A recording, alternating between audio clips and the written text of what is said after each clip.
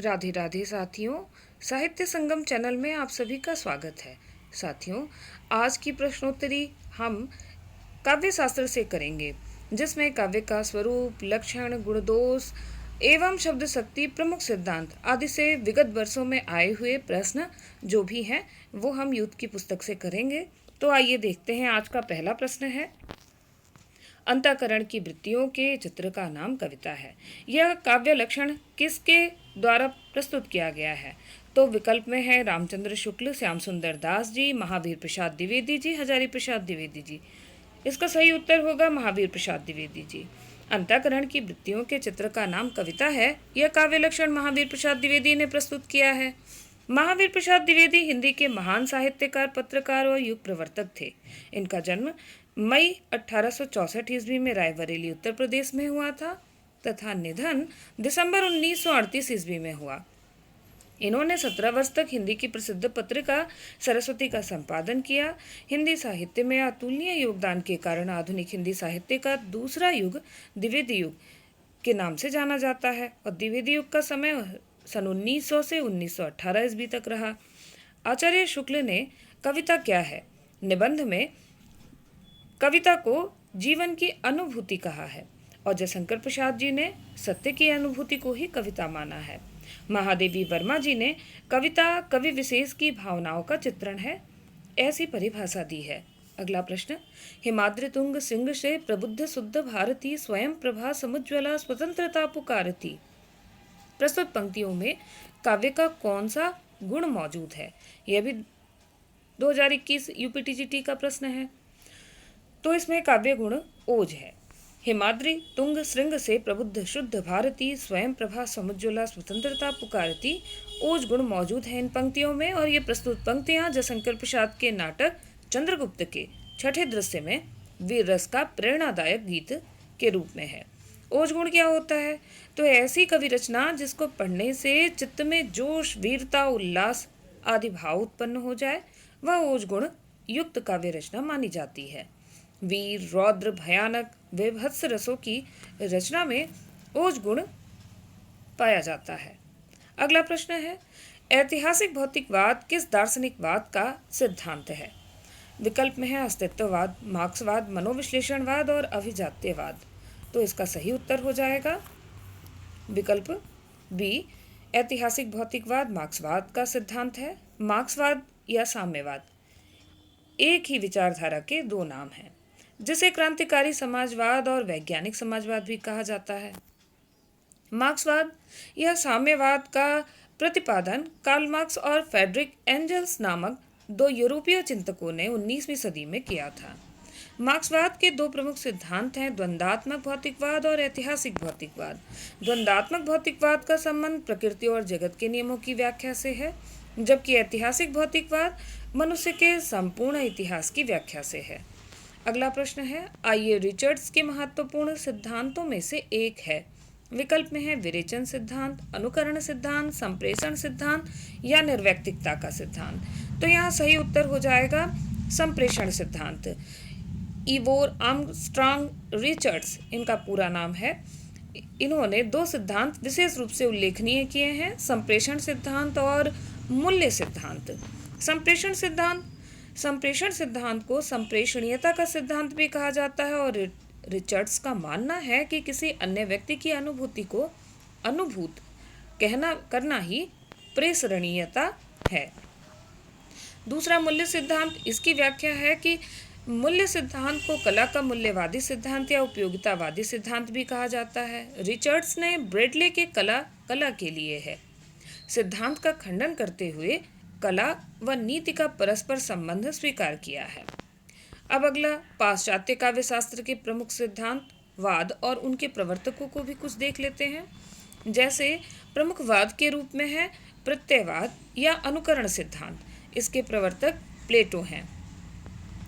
अभिव्यंजनावाद, इसके प्रवर्तक क्रोचे हैं। कल्पना सिद्धांत, इसके प्रवर्तक कॉलरिज हैं। विखंडनवाद, उत्तर संरचनावाद, दोनों ही नाम हैं इस वाद के, विखंडनवाद कहिए या उत्तर संरचनावाद, इसके प्रवर्तक जॉक देरिदा हैं। प्रतीकवाद के वॉडलेयर हैं।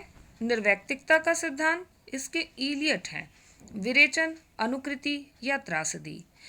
वाद के इस सिद्धांत के प्रवर्तक अरस्तु हैं। विरेचन सिद्धांत के अरस्तु हैं, अनुकृति सिद्धांत के अरस्तु हैं और त्रासदी सिद्धांत के भी अरस्तु ही हैं प्रवर्तक। अगला प्रश्न, निम्नलिखित में से एक रिचर्ड्स की रचना नहीं है।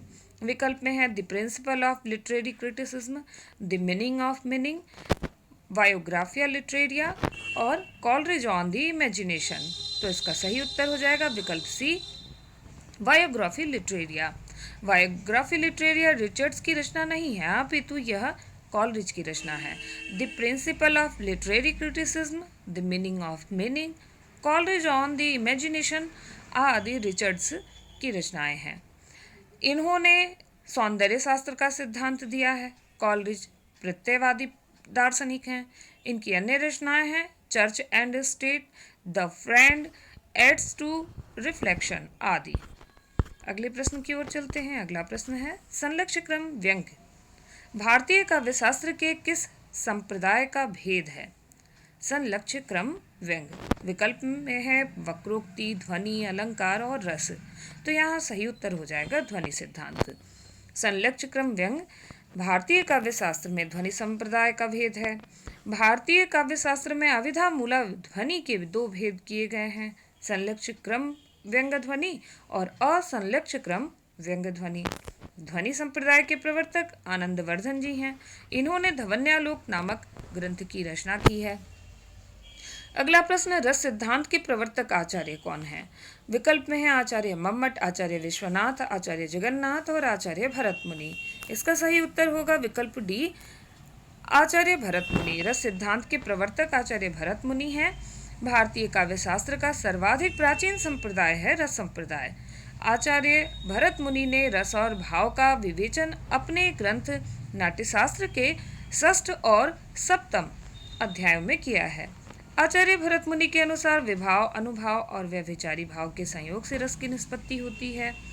आचार्य भरत मुनि ने नाट्यशास्त्र में 8 रसों का उल्लेख किया है। आचार्य भरत मुनि ने काव्य प्रकाश नामक ध्वनि विरोधी ग्रंथ की रचना की आचार्य मम्मट ने। और आचार्य मम्मट के अनुसार व्यक्त्यम स तैर्विधा वाद्यो स्थायी भावो रस स्मृता। रस को काव्य की आत्मा के रूप में सर्वप्रथम विश्वनाथ ने मान्यता दी है और पंडित राज जगन्नाथ जी ने रस गंगाधर नामक प्रौढ़ ग्रंथ की रचना की है। तो चारों विकल्पों में व्याख्या हो गई। अगला प्रश्न देखिए, नहिम रसादृशे कश्चिदर्थम प्रवर्तते, यह किसका कथन है? विकल्प में है आचार्य विश्वनाथ, दंडी, मम्मट, भरत मुनि। इसका सही उत्तर है भरत मुनि। नहिम रसादृशे कश्चिद अर्थम प्रवर्तते, यह आचार्य भरत मुनि का कथन है। भरत मुनि के कहने का अर्थ है रस के बिना नाट्य का कोई अंग प्रवृत्त नहीं हो सकता। भरत मुनि को संस्कृत काव्यशास्त्र का प्रथम आचार्य माना जाता है। भरत मुनि की प्रसिद्ध रचना नाट्यशास्त्र है, जिसमें नाटक के सभी पक्षों का विवेचन किया गया है। भरत मुनि ने नाट्यशास्त्र को पंचम वेद भी कहा है। आचार्य मम्मट ने रस को ध्वनि के एक भेद असंलक्ष्य क्रम व्यंग ध्वनि में स्थान भी दिया है। इन्होंने रस की परिभाषा इस प्रकार दी है। आचार्य मम्मट के द्वारा दी हुई परिभाषा है रस की, वक्त्यम स तैर्विद भावाद्यो स्थायी भावो रस स्मृता। यह आचार्य मम्मट ने दिया है रस की परिभाषा। आचार्य विश्वनाथ ने रस को निम्न प्रकार से परिभाषित किया है, विभावा विनाभु भावेन वक्त्यम संचारिणी तथा रस्ता मेतिरत्यादि स्थायी भावः सचेत शाम। यह आचार्य विश्वनाथ जी देते हैं रस की परिभाषा। आचार्य दंडी के अनुसार माधुर्य गुण रस का पर्यायवाची है।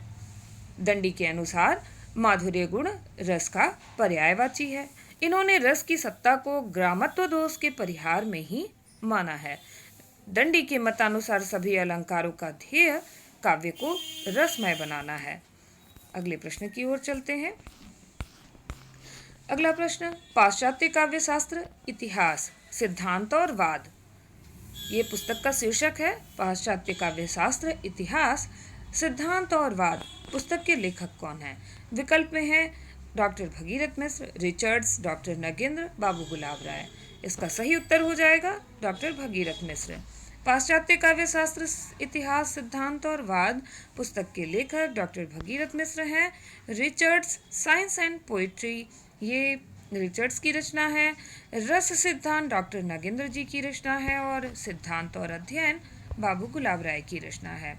अगला प्रश्न है, अर्थबोध कराने के संदर्भ में निम्नलिखित में से कौन सा कथन सत्य है? विकल्प में है अविधा शब्द शक्ति लक्षणा पर आश्रित होती है, लक्षणा शब्द शक्ति व्यंजना पर आश्रित होती है, व्यंजना अविधा शब्द शक्ति लक्षणा व व्यंजना दोनों पर आश्रित होती है, या लक्षणा एवं व्यंजना दोनों शब्द शक्तियाँ अविधा पर आश्रित होती हैं। तो इसका सही उत्तर हो जाएगा विकल्प डी, लक्षणा और व्यंजना दोनों शब्द शक्तियाँ अविधा पर आश्रित होती हैं। संकेतित अर्थ का बोध कराने वाली शक्ति को अविधा वृत्ति कहते हैं। शब्द की 3 शक्तियाँ होती हैं, अविधा, लक्षणा, व्यंजना। अविधा से शब्द के मूल या प्रचलित अर्थ अर्थात मुख्य अर्थ, जिसे वाच्यार्थ भी कह देते हैं, इसका बोध होता है। लक्षणा से मुख्य अर्थ से संबंध रखने वाला अर्थ लक्षित होता है और व्यंजना से किसी शब्द के मुख्यार्थ में छिपे हुए अकथित अर्थ का बोध होता है। अगला प्रश्न है, जब द्रास, बटालिक, टाइगर हिल की सीमा लगी गरजने, जब शहादत लेते हिमगिरी की चट्टाने लगी गरजने, तब जाग उठे ये शेर बब्बर पौरुष हुंकार उठा था, मातृभूमि की बलिवेदी पर लहू पुकार उठा था। उपयुक्त काव्य पंक्तियों में कौन सा काव्य गुण व्यंजित हो रहा है? विकल्प में है माधुर्य, ओज, प्रसाद और उपयुक्त तीनों। यहाँ विकल्प भी सही है, ओज गुण। अगला प्रश्न है, चित्र तुरंग न्याय का संबंध किस सिद्धांत से है? विकल्प में है उत्पत्तिवाद, भुक्तिवाद, अनुमितिवाद, व्यंजनावाद। तो इसका सही उत्तर हो जाएगा विकल्प सी, चित्र तुरंग न्याय का संबंध अनुमितिवाद सिद्धांत से है। अनुमितिवाद सिद्धांत के प्रवर्तक श्री शंकुक हैं। आचार्य शंकुक के अनुसार सामाजिक चित्र तुरंग न्याय से नट में रस की अवस्थिति मानकर रस का अनुमान करते हैं। भरत मुनि के रस सूत्र के प्रख्यात व्याख्याकार उन पर प्रभाव डालने वाले दर्शन और उनकी व्याख्याएं देख लेते हैं। सबसे पहला व्याख्या भट्ट लोलट जी ने किया था और इनका दर्शन था मीमांसा। इनकी व्याख्या थी उत्पत्तिवाद, आरोपवाद भी आता है यह नाम। श्री शंकुक दूसरे व्याख्याकार हैं और इनका दर्शन न्याय दर्शन रहा। अनुमितिवाद व्याख्या रही। भट्टनायक सांख्य दर्शन और भुक्तिवाद, इनको भोगवाद भी कहते हैं, यह भट्टनायक की व्याख्या रही। अभिनव गुप्त शैव दर्शन और अभिव्यक्तिवाद, यह इनकी व्याख्या रही। आचार्य भट्ट लोलट को भरत सूत्र के रस सूत्र का प्रथम व्याख्याता माना जाता है। प्रसिद्ध रस सूत्र विभावानुभाव व्यभिचारी संयोगाद्र रस निष्पत्ति के प्रतिपादक आचार्य हैं। विकल्प में है भर्तृहरि, रुद्रट, भरत मुनि, दंडी। इसका सही उत्तर विकल्प सी भरत मुनि होगा। भरत मुनि के अनुसार विभाव, अनुभाव और व्यभिचारी के संयोग से रस की निष्पत्ति होती है।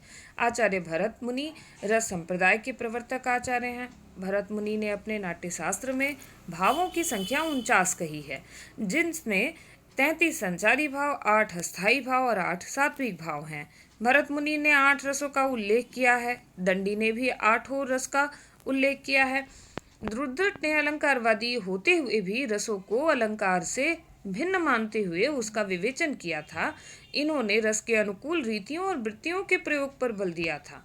रुद्रट ने शांत और प्रयाण नामक 2 रसों को जोड़कर इनकी संख्या 10 कर दी है। अगला प्रश्न है, रीति संप्रदाय के प्रवर्तक आचार्य हैं। विकल्प में है वामन, मम्मट, भामा और दंडी। तो इसका सही उत्तर वामन होंगे। रीति संप्रदाय के प्रवर्तक आचार्य वामन हैं। कुछ प्रमुख संप्रदाय और उनके आचार्यों को देख लेते हैं। रस संप्रदाय के आचार्य भरत मुनि हैं। अलंकार संप्रदाय के आचार्य भामा हैं। रीति संप्रदाय के आचार्य वामन हैं। वक्रोक्ति संप्रदाय के आचार्य कुंतक जी हैं। ध्वनि संप्रदाय के आचार्य आनंदवर्धन हैं। औचित्य संप्रदाय के आचार्य क्षेमेंद्र हैं।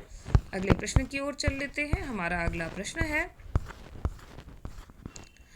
लोंजाइनस के अनुसार इनमें से महान काव्य का उत्पत्ति कारक है। विकल्प में है क्षुद्रता, अल्पज्ञता, आत्मिक भव्यता और कटुता। इसका सही उत्तर हो जाएगा विकल्प सी, आत्मिक भव्यता। लोनजाइनस के अनुसार आत्मिक भव्यता महान काव्य का उत्पत्ति कारक है। उदात्तता के स्रोत या तत्व कौन कौन से हो सकते हैं?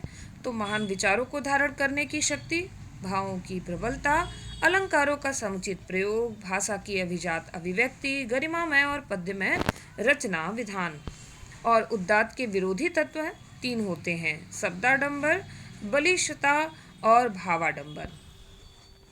अगला प्रश्न, कैथारसिस विरेचन जिसको बोलते हैं, शब्द मूलतः संबंधित है, किससे संबंधित है? भौतिक शास्त्र से, रसायन शास्त्र से, समाज शास्त्र से या चिकित्सा शास्त्र से?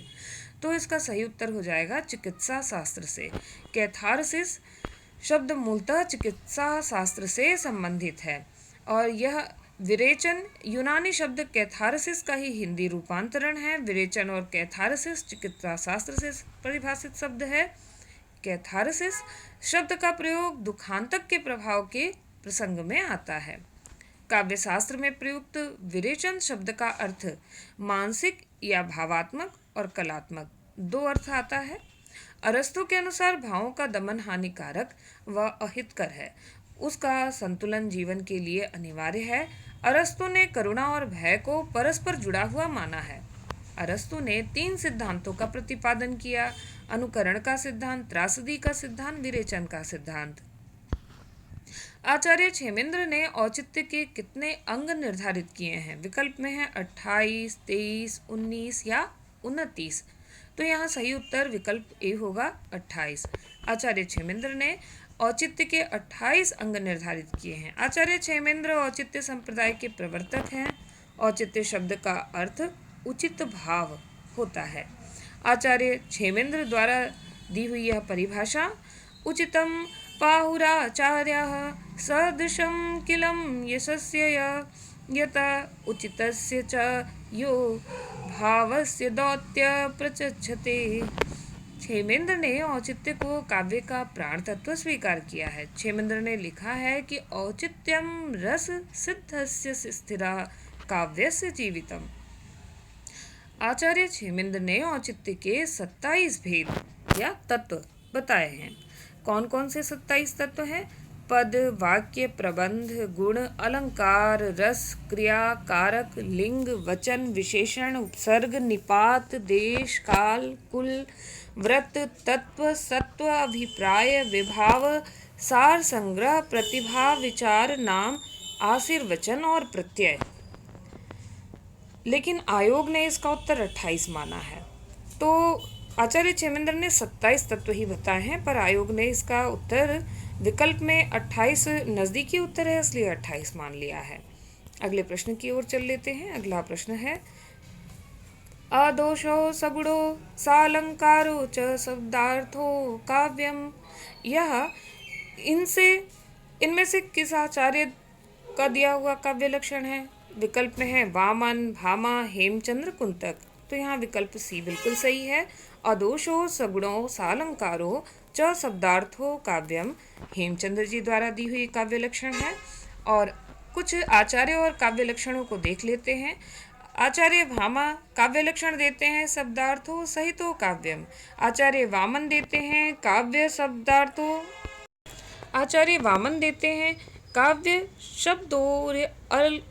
शब्दोर गुणालंकारो संकृत्यो शब्दार्थ्यो वर्तते। और आचार्य कुंतक ने काव्य लक्षण दिया है शब्दार्थो सहितो वक्र कवि व्यापार शालिनी बंधे व्यवस्थितो काव्यम त्वदिदा हालादकारिणी। और आचार्य जगन्नाथ देते हैं रमणीयार्थ प्रतिपादकः शब्दः काव्यम। आचार्य विश्वनाथ जी ने कहा है वाक्यम रसात्मकम काव्यम। तो यह सभी परिभाषाएं काव्य लक्षण की हैं भिन्न आचार्यों द्वारा। अगले प्रश्न की ओर चलते हैं। हमारा अगला प्रश्न है, साहित्य दर्पण किसकी रचना है? विकल्प में है पंडित राज जगन्नाथ, आचार्य विश्वनाथ, आचार्य मम्मट और अभिनव गुप्त। तो इसका सही उत्तर हो जाएगा विकल्प बी, आचार्य विश्वनाथ। साहित्य दर्पण आचार्य विश्वनाथ जी की रचना है। कुछ आचार्य और उनके ग्रंथों को भी देख लेते हैं। काव्य अलंकार आचार्य रुद्रट, नाट्यशास्त्र भरत मुनि, काव्यदर्श दंडी, काव्य अलंकार सूत्र वामन, काव्य अलंकार सार संग्रह उद्भट, धवन्यालोक आनंदवर्धन, सरस्वती कंठाभरण और श्रृंगार प्रकाश, ये दोनों ग्रंथ भोजराज जी द्वारा रचित हैं। अलंकार सर्वस्व रुय्यक, काव्यानुशासन हेमचंद्र, चंद्रालोक जयदेव, साहित्य दर्पण विश्वनाथ, रस गंगाधर पंडित राज जगन्नाथ। और आचार्य अप्पय दीक्षित जी ने 3 ग्रंथ लिखे हैं, वृत्तिवार्तिक, चित्र मीमांसा और कुवलय आनंद। अप्पय दीक्षित की यह 3 रचनाएं हैं, वृत्तिवार्तिक, चित्र मीमांसा, कुवलय आनंद। अगला प्रश्न देखते हैं। सौंदर्य की व्याख्या करते समय क्रोचे ने अभिव्यंजनावाद के कितने स्तरों का उल्लेख किया है? विकल्प में है 2, 3, 5, 4। इसका सही उत्तर विकल्प डी 4 होगा। सौंदर्य की व्याख्या करते समय क्रोचे ने अभिव्यंजना के 4 स्तरों का उल्लेख किया। क्रोचे ने कला निर्माण में प्रतिभा को मूल कारण माना है।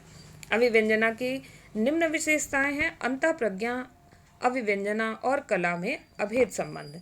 अभिव्यंजना आत्मिक क्रिया है, प्रत्येक अंतःप्रज्ञा कला है और प्रत्येक कला अंतःप्रज्ञा है।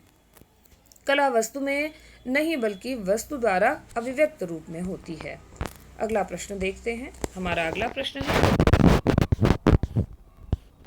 काव्य के आंतरिक कार्य व्यापारों की अनुकृति है। परिभाषा है कि काव्य मानव के आंतरिक कार्य व्यापारों की अनुकृति है।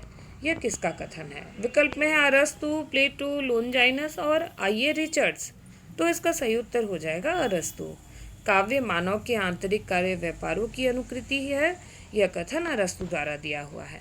अरस्तु काव्य शास्त्र का जनक माना जाता है अरस्तु को, और पहली बार कला और ललित कला के भेद को स्पष्ट करने का श्रेय भी अरस्तु को ही जाता है। उन्होंने ललित कला को स्वायत्त कला के रूप में घोषित किया था।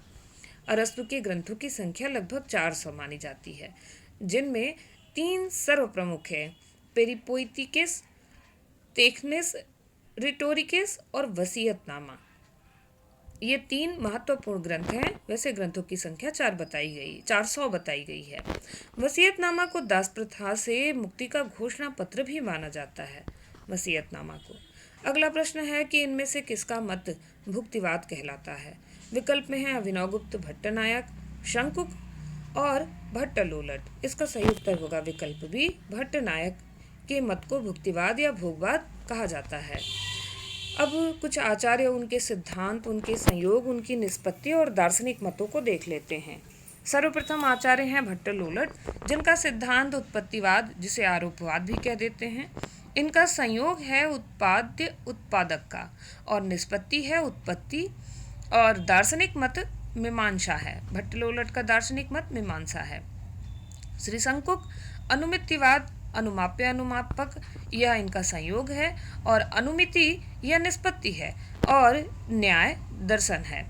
भट्टनायक भुक्तिवाद, यह इनकी सिद्धांत है, और भोज्य भुजक संयोग है, भुक्ति निष्पत्ति है, सांख्य दर्शन है। अभिनवगुप्त अभिव्यक्तिवाद, यह इनका सिद्धांत है, व्यंग व्यंजक यह इनका संयोग है, और अभिव्यक्ति निष्पत्ति है, शैव इनका दर्शन है। अगला चलते हैं। प्रश्न, नाटक में दृश्य दिखाने या दृश्य परिवर्तन के लिए जो पर्दा में काम लाया जाता है उसे क्या कहते हैं? विकल्प में है यवनिका, नेपथ्य, पट्टाक्षेप या उपयुक्त में से कोई नहीं। तो यहाँ विकल्प ए बिल्कुल सही है, यवनिका। नाटक में दृश्य दिखाने या दृश्य परिवर्तन के लिए जो पर्दा काम में लाया जाता है उसे यवनिका कहते हैं। नेपथ्य शब्द का प्रयोग रंगमंच के पर्दे के पीछे की जगह के लिए किया जाता है। इसे ही रंगमंच के पात्र या नटवेश भूषा आदि से सज्जित होने के लिए करते हैं। और पटाक्षेप क्या है? तो रंगमंच में, नाटक आदि में दृश्य परिवर्तन या अंक समाप्ति पर पर्दा गिराने की क्रिया पटाक्षेप कहलाती है। रंगमंच में, नाटक आदि में दृश्य परिवर्तन या अंक समाप्ति पर पर्दा गिराने की क्रिया को ही पटाक्षेप कहते हैं। अब अगला प्रश्न देखिए। रस सूत्र के किस व्याख्याता ने रस निष्पत्ति की प्रक्रिया की पुष्टि चित्र तुरंग न्याय के आधार पर की है? विकल्प में है शंकुक, लोलट, अभिनवगुप्त और भट्टनायक। तो यहाँ विकल्प ए सही हो जाएगा, आचार्य शंकुक। आचार्य शंकुक ने रस निष्पत्ति की प्रक्रिया की पुष्टि चित्र तुरंग न्याय के आधार पर की है। भरत मुनि के रस सूत्र के व्याख्याता 4 लोग हैं: भट्ट लोलट, श्री शंकुक, भट्ट नायक और अभिनव गुप्त। भट्ट लोलट ने रस का भोक्ता वास्तविक राम आदि एवं नट को माना है। रस की स्थिति मूल पात्रों में मानी है भट्ट लोलट जी ने।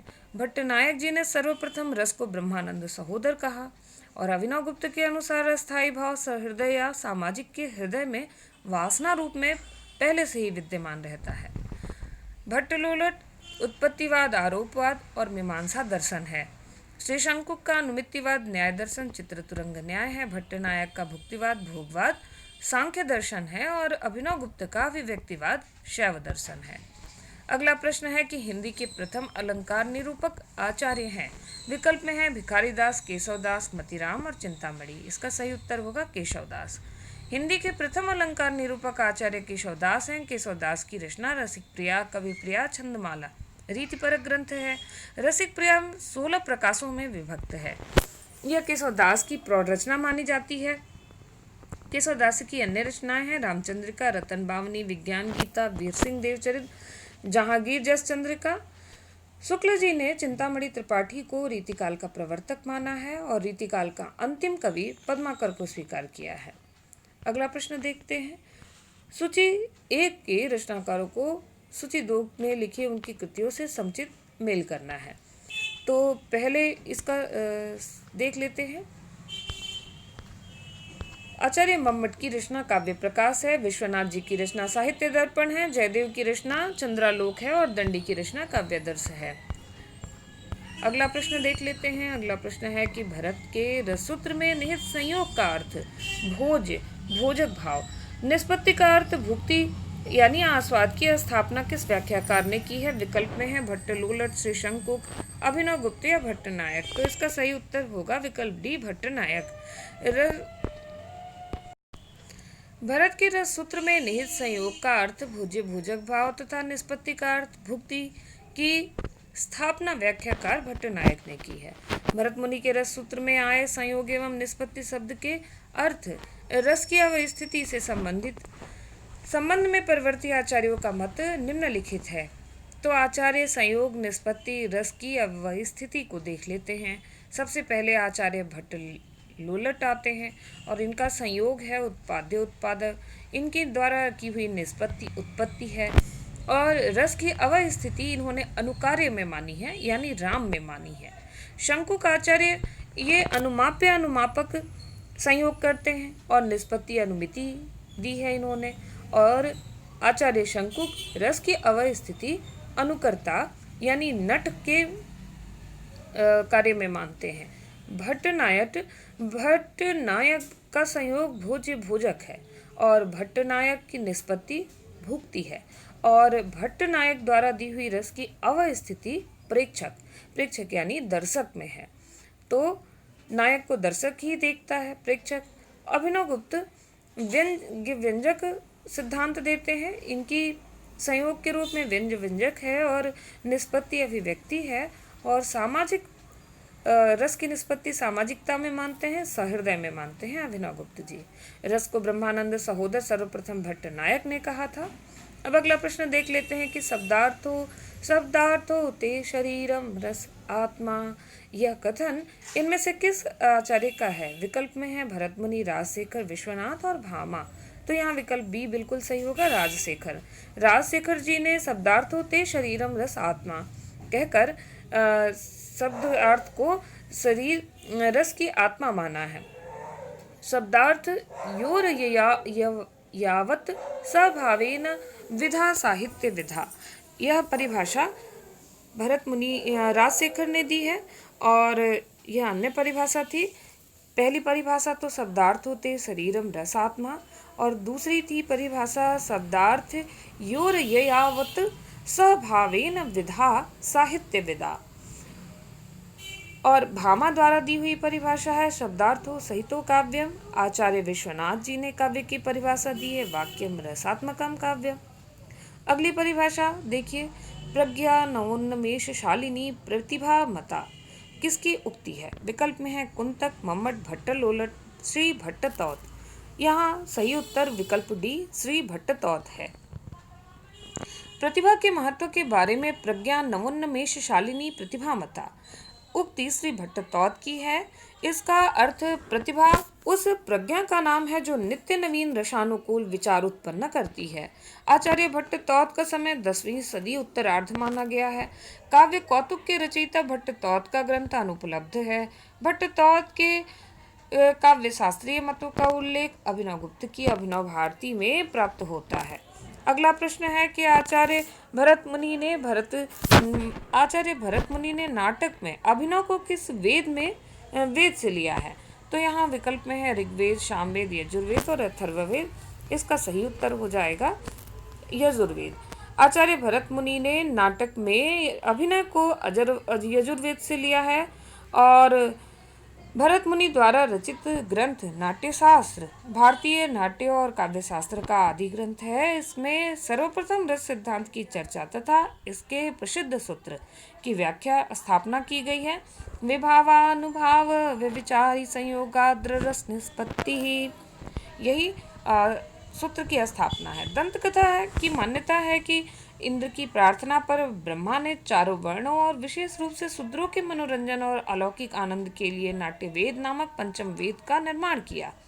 इस वेद के निर्माण में ऋग्वेद पाठ्यवस्तु, सामवेद से गान, यजुर्वेद से अभिनय और अथर्ववेद से रस लिया गया है। तो पाठ्यवस्तु ऋग्वेद से, सामवेद से गान, यजुर्वेद से अभिनय और अथर्ववेद से रस लिया गया है। अगला प्रश्न, विखंडनवाद का जनक माना जाता है। विकल्प में है रूसो, देरिदा को, स्वसूर को या रिचर्ड्स को। तो यहाँ सही उत्तर हो जाएगा विकल्प बी। विखंडनवाद का जनक देरिदा को माना गया है और जाक देरिदा का जन्म सन 1930 ईस्वी में अल्जीरिया के यहूदी परिवार में हुआ था। इनकी प्रसिद्ध पुस्तक है ऑफ ग्रामेटोलॉजी और इनका मानना है कि किसी भी पाठ में वर्चस्व और हाशिए या गौण का चिंतन भाषाई अर्थ में मौजूद होता है, जो वर्चस्व और गौण के रूप में द्विविभाजक से आरंभ होकर निरंतर विकसित होता रहता है। अर्थात वर्चस्ववादी व्यवस्था में किसी पाठ के केंद्र में स्थित अर्थों को विखंडित करके उसकी जगह हाशिए या गौण बना दिए गए अर्थ को स्थापित किया जा सकता है। इस रूप में किसी पाठ को पढ़ा जाना विखंडनवाद कहलाता है। अगला प्रश्न, हिंदी काव्य शास्त्र में बौद्धिक रस की स्थापना करने वाले विद्वान हैं। विकल्प में है माता प्रसाद गुप्त, भगीरथ मिश्र, भिखारी दास या गणपति चंद्र गुप्त। इसका सही उत्तर हो जाएगा बौद्धिक रस की स्थापना गणपति चंद्र गुप्त ने की है। गणपति चंद्र गुप्त का जन्म 15 जुलाई 1928 को राजस्थान के मंडा ये सुरेरा आस्थान में है, यही हुआ। और इनकी प्रमुख रचनाएं हैं साहित्य विज्ञान, हिंदी साहित्य का वैज्ञानिक इतिहास, रस सिद्धांत का पुनर्विवेचन, हिंदी काव्य में श्रृंगार परंपरा। ये सभी रचनाएं गणपति चंद्र गुप्त की हैं। एक बार पुनः देख लेते हैं। साहित्य विज्ञान, हिंदी साहित्य का वैज्ञानिक इतिहास, रस सिद्धांत का पुनर्विवेचन और हिंदी काव्य में श्रृंगार परंपरा। अगला प्रश्न है कि निम्नलिखित में से अभिज्ञान का संबंध किससे है? विकल्प में है कथानक, चरित्र, अभिनय और गीत। इसका सही उत्तर हो जाएगा कथानक।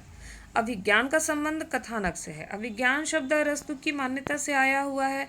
यह शब्द यूनानी भाषा के अनग्नोसिस का हिंदी अनुवाद है और अभिज्ञान का शाब्दिक अर्थ होता है ज्ञान की परिणति। अभिज्ञान दुखांत के अंतर्गत कथानक में पात्रों के मन में प्रेम तथा घृणा का भाव जागृत करता है अभिज्ञान। अगला प्रश्न देखिए, नीचे दो कथन दिए गए हैं। एक अभिकथन के रूप में लिखित है, दूसरा उसके कारण के रूप में। पहला अभिकथन है कि जॉक देरिदा का मानना है कि पाठ का अर्थ पाठक तय करता है और इसका कारण है कि क्योंकि पाठक के मन की भिन्नता के कारण पाठ बहुलार्थी होता है। और यह उपरोक्त कथन के आलोक में नीचे दिए जो विकल्प में सही उत्तर है विकल्प ए और आर दोनों सत्य है और आर ए की सही व्याख्या है। जॉक देरिदा जो विखंडनवाद के प्रवर्तक हैं, जॉक देरिदा का जन्म सन 1930 ईस्वी में अल्जीरिया में हुआ था और इनके गुरु फीको अल्थ्यूरस थे। ऑफ ग्रामेटोलॉजी और राइट एंड डिफरेंस 1978 ईस्वी में ये इनके प्रमुख ग्रंथ हैं। पॉल द मॉन विखंडनवाद के प्रथम प्रबल समर्थक माने जाते हैं। कौन? पॉल द मान। और ऑफ ग्रामेटोलॉजी और राइट एंड डिफरेंस ये दोनों ही ग्रंथ जॉक देरिडा की हैं। अगला प्रश्न है कि निम्नलिखित में यह कथन स्था विधेय वक्रोक्तरिष्टा वाचाम अलंकृति किसका है? स्था अविधेय वक्रोक्तरिष्टा वाचाम अलंकृति, यह भामा का है, दंडी का है, उद्भट का है या वामन का है? तो यहाँ विकल्प ए बिल्कुल सही होगा। यह भामा द्वारा दिया हुआ कथन है। भामा की रचना काव्य अलंकार से लिया गया है। काव्य अलंकार में 6 परिच्छेद हैं। अगला प्रश्न है कि निम्नलिखित में से कौन सा कॉलरिज का ग्रंथ नहीं है? विकल्प में है the table talk, letters, lectures on Shakespeare या एलिजाबेथन एसेज। इसका सही उत्तर हो जाएगा ए और डी दोनों। द टेबल टॉक और एलिजाबेथन एसेज ये दोनों ही रचना कॉलरिज की हैं, कॉलरिज के नहीं है, बल्कि एलिजाबेथन एसेज ग्रंथ टी.एस. इलियट की हैं और the table talk William Hazlitt का ग्रंथ है। कॉलरिज द्वारा रचित ग्रंथ letters, lectures of Shakespeare, Biographia Literaria, church and state, confessions of inquiring spirit, the friend, aids to reflection, ये सब कॉलरिज की रचनाएं थी। अगला प्रश्न देख लेते हैं। निम्नलिखित में से इतिहास दर्शन से मूलतः संबंधित विचारक हैं। विकल्प में है वॉल्टेयर, हेरोडोटस, विको या कॉन्ट। विकल्प है ए बिल्कुल सही। इतिहास दर्शन के मूलतः संबंधित विचारक वॉल्टेयर हैं। वॉल्टेयर का मूल नाम फ्रांसिस मेरी एरोयेत था और ये वॉल्टेयर नाम से रचना करते थे। इनका जन्म पेरिस में 21 नवंबर 1694 को हुआ था और इन्होंने नाटक, दर्शन, व्यंग, कथा तथा काव्य शास्त्रीय रचनाएं लिखी और बदी बधाई परंपराओं का विरोध किया। अगला प्रश्न, निम्नलिखित ग्रंथों का सही अनुक्रम बताना है। विकल्प में है republic, mind in the modern world, practical criticism, essays, ancient and modern. ये 4 ग्रंथ हैं और इन्हें सही क्रम में रखना है। तो इसका सही क्रम है रिपब्लिक। ये प्लेटो की रचना है और यह इसका प्रकाशन 380 ईसा पूर्व हुआ था। Practical criticism IA. रिचर्ड्स द्वारा लिखित 1929 ईस्वी में आया। ऐसे एशिएंट एंड मॉडर्न्स ये टॉमस स्टर्न इलियट की रचना है, 1936 की रचना है। Mind in the modern world Lionel trailing इसके लेखक हैं और 1972 में इसकी रचना हुई थी। तो यह इन ग्रंथों का क्रम था। अगला प्रश्न है कि निम्नलिखित में से भोजराज की पुस्तक है। विकल्प में है अभिनव भारती, व्यक्ति विवेक, काव्य कौतुक, श्रृंगार प्रकाश। इसका सही उत्तर होगा श्रृंगार प्रकाश। भोजराज की पुस्तक का नाम श्रृंगार प्रकाश है और इनके अन्य ग्रंथ हैं सरस्वती कंठाभरण। भोजराज जी का समय 11वीं सदी है और इनका जन्म मालवा में हुआ था। अभिनव भारती आचार्य अभिनव गुप्त की टीका है। इसे नाट्य वेद विवृति भी कहा जाता है। व्यक्ति विवेक महिम भट्ट की रचना है। राजानक भी महिम भट्ट को कहते हैं। इनका समय 11वीं सदी का पूर्वार्ध है और इनका जन्म कश्मीर में हुआ था। काव्य कौतुक भट्टतोत का ग्रंथ है जिस पर अभिनव गुप्त ने काव्य कौतुक विवरण नामक टीका लिखी है। अगला प्रश्न, यहाँ सूची 1 को सूची 2 से मिलाना है। तो आइए सीधे उत्तर देखते हैं। राजशेखर की रचना काव्य मीमांसा है। भट्टनायक की रचना हृदय दर्पण है। विश्वनाथ की रचना साहित्य दर्पण और अभिनव गुप्त जी की रचना अभिनव भारती है। अगला प्रश्न, निम्नलिखित में से किसका संबंध मनोविश्लेषणवाद से नहीं है? विकल्प में है कामवृत्ति, पाठ संरचना, अहम और मनोविश्लेषण पद्धति। तो यहाँ विकल्प बी पाठ संरचना का संबंध मनोविश्लेषणवाद से बिल्कुल नहीं है। मनोविश्लेषणवाद के प्रमुख प्रवर्तक सिगमंड फ्रायड हैं। फ्रायड ने मानव मन का गहन अध्ययन करने के बाद जिस सिद्धांत का निरूपण किया उसे ही मनोविश्लेषणवाद कहा गया है। फ्रायड ने मन पर शासन करने वाली 3 शक्तियाँ बताई हैं, इदम, अहम और परम। इदम का संबंध कामवृत्ति से है जिसे फ्रायड ने लिबिडो कहा है। अहम इदम का वह अंश है जिसका विकास बाहरी पर्यावरण से होता है। बाहरी पर्यावरण में अहम का विकास होता है। अब अगला प्रश्न देखिए, निम्नलिखित में से कौन से दो ग्रंथ विशेष रूप से रस से संबंधित हैं? विकल्प में है रस रूपक, काव्य दर्श, साहित्य दर्पण, काव्य अलंकार। तो इसका सही उत्तर हो जाएगा विकल्प ए, 1 और 3, दस रूपक और काव्य अलंकार। दस रूपक तथा साहित्य दर्पण दो ग्रंथ जो हैं, अच्छा यहाँ विकल्प 3 है, 1 और 3 है। हाँ, तो साहित्य दर्पण और दस रूपक ये दोनों ग्रंथ जो हैं रस से संबंधित हैं। दस रूपक ग्रंथ धनंजय द्वारा रचित है और साहित्य दर्पण के रचनाकार आचार्य विश्वनाथ हैं। अगला प्रश्न, शब्दार्थ्योर यथावत् सभावे विद्या साहित्य विद्या किसका कथन है? विकल्प में है कुंतक, राजशेखर, भोजराज, विश्वनाथ। इसका सही उत्तर हो जाएगा विकल्प बी, राजशेखर। राजशेखर द्वारा दी हुई यह परिभाषा है कि शब्दार्थ्योर यथावत् सहभावेन विद्या साहित्य विद्या राजशेखर जी द्वारा दी हुई परिभाषा है। शब्दार्थों सहितो वक्र कवि व्यापार शालिनी आचार्य कुंतक कहते हैं और आचार्य भोजराज द्वारा दी हुई परिभाषा है रसान्वितम कवि कुर्वन् कीर्ति प्रीतिश्च विन्दति और वाक्यम रसात्मकम काव्यम आचार्य विश्वनाथ द्वारा दी हुई परिभाषा है। तो ये काव्य शास्त्री और उनके कथन थे। अब आगे देख लेते हैं, अंतिम प्रश्न है इस वीडियो का। निम्नलिखित ग्रंथों को कालानुक्रम में व्यवस्थित कीजिए और ग्रंथ है काव्यादर्श, औचित्य विचार चर्चा, काव्य अलंकार सूत्रवृत्ति और अभिनव भारती। यहाँ सही उत्तर होगा काव्यादर्श ग्रंथ 6वीं-7वीं शताब्दी का है और आचार्य दंडी द्वारा रचित है।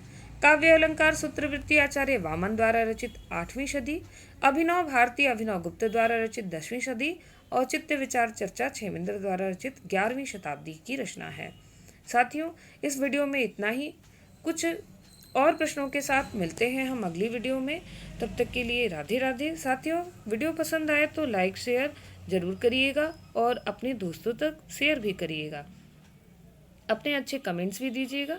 मिलते हैं अगले वीडियो में। राधे राधे।